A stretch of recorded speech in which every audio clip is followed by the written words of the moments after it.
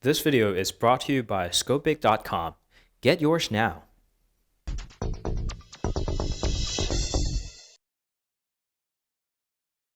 Hey guys, this is Phil from TheCurious.com. Welcome back. So we're going to take a look at the LG X screen with the second display. Okay, so let's start with the design. The design itself is pretty good. It's very clean, very neat, and this rounded side gives a very good grip, and the front and back is covered by a clean looking glass fiber. Note that it's a glass fiber, it's not the glass. So apparently I took a research, and the glass fiber is a special type of plastic that is strengthened with the fiber glasses. If it was a glass, they might as well just call it the glass, but they didn't. They specified as a glass fiber. It's a real chemistry thing, so it's not the glass. It's plastic, but it's similar to glass. To start with the display, I'm not exactly the biggest fan of this HD display. It's a pretty good display. And the dimension-wise, it's almost identical as the iPhone 6 over here, slightly bigger. But what I don't like about the display is the brightness and the color reproduction. To start with the brightness, it's really not that bright, just like any other mid-range LG phone is. And if I look at the color is really pale. It's not straight through bluish, it's just pale. Alright, so we go ahead to the red tone over here. Excuse that Motorola logo, but maybe I'm just gonna do that. Excuse that logo, but when you look at the colors of red over here. They are on the maximum brightness, and going to the next color, and next, and to the white. You see the white over here is a lot bluish than all the other phones. There's no way that you can change the color temperature. There is no way that you can manually adjust those. It's just pale blue and white. The things go weirder when you go to the tints like this or this one. So I will say the color reproduction wise, LG X screen has got a terrible display. And brightness is also another problem. There is an auto brightness, there's an ambient sensor. That's a good thing because some phones like the Galaxy J3 2016 avoid to have an ambient sensor, so it allows you to only change brightness manually. Fortunately, this guy does have it, but it constantly keeps trying to keep it down. That probably is because of the heat generated by the Snapdragon 410 quad-core processor. What? Snapdragon 410 is generating heat? Yes, it does. It's generally a problem with the LG phones. You might as well know it if you ever tried an LG, no matter if it's a flagship or a mid-ranger or an entry model, they always produce heat. And to solve that problem, LG tries to keep the screen very dark, and that is still the case with the LG X screen. So when I set it to auto, it deliberately just like, wham! No, you're going to watch it darker. Alright, so that's one thing. But the screen over here is all about the second display. So although we have already dealt the second display with the LG V10 over here, so how is it different in the X screen? Well, firstly, it lists smaller amount of the apps. While the LG V10 has 5 apps, the X screen only allows 4 apps to be shown on the second display. So what you can do over here is that you can put signature, you can multitask through apps. So what you can basically do is just like tap on the icons and it will take you to your recent apps. So you don't have to go to the multitasking panel and switch back and forth. You can register up to 4 of your favorite apps over there, and there are shortcuts, Wi-Fi, screenshot, flashlight, and the vibrate sound profile. So one of my favorite features is that I don't have to click those 2 buttons to capture my screen. I can just tap that, tap, tap.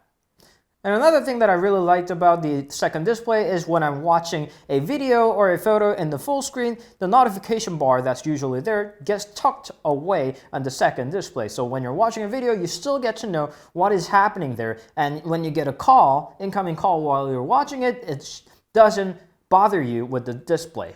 It also works when the screen is turned off, but I didn't really like that it's really dim. When it's turned off, I can barely read what is on the second display, and this is something that LG has to fix. You can scroll from here to get to your quick toggles, your media control, and to your notification back. It's really useful, while LG made it really dark for some reason. It's got a pretty good camera. For a phone this price, takes pretty awesome picture. I didn't expect this much, and the selfie camera on this guy is really good as well. As it takes wide angle selfies and it's pretty bright in the darker areas, and I didn't really expect this much of quality from the camera on this guy. It didn't really look that good on the paper, and the comparison Galaxy J3 2016 did a terrible job, so I was pretty surprised. It's also got a decent speaker located in the bottom. It's not exactly the best place, but it produces an okay sound. Another thing that I was surprised about was the battery. So this 2300 milliamps of battery gets me about 4 hours of screen on time, and that should be enough for the whole day for the most of the people. And as you might as well know, I don't use any power saving mode, nor I get to connect to the Wi-Fi network. So if you are on the Wi-Fi network more than I am, which you should be, and if you use power saving mode, then you should be able to get more than what I do. The performance is pretty snappy. Snapdragon 410, 2GB of RAM, that's pretty decent.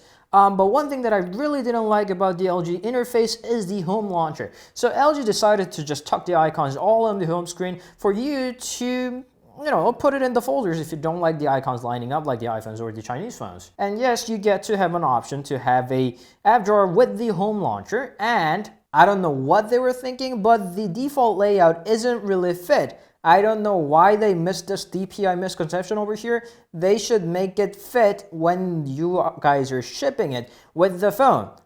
I don't want to just make this wider by myself. At least the default should work out. Aside from that, the overall LG interface is pretty clean, white themed. I like the way it is. It's pretty stock-ish, I guess. So an okay software over here. What I hated about the LG X screen is that it takes 3 hours. No matter you choose the default charger, the bundle charger, your own charger, whichever charger. I even tried with the quick charge enabled charger. Not even expected it to work, but anyway, even with the charger, it took me 3 hours, sometimes a little more than 3 hours. Actually, if you divide that, the battery capacity 2300 milliamps with the 850 milliamps of the battery charger output, it gets about exactly 3 hours. So it was pretty honest on that part. But really, charging 3 hours for a 4-hour usage, don't think so. It's a really a pain in the ass to charge for that long time in 2016 this year. So the bottom line, is the LG X screen good phone? Yeah, it's a good phone if you can handle with the two things. First, 3 hours of charging time. It's so terribly long hours of charging. And number two, the weird color tunes.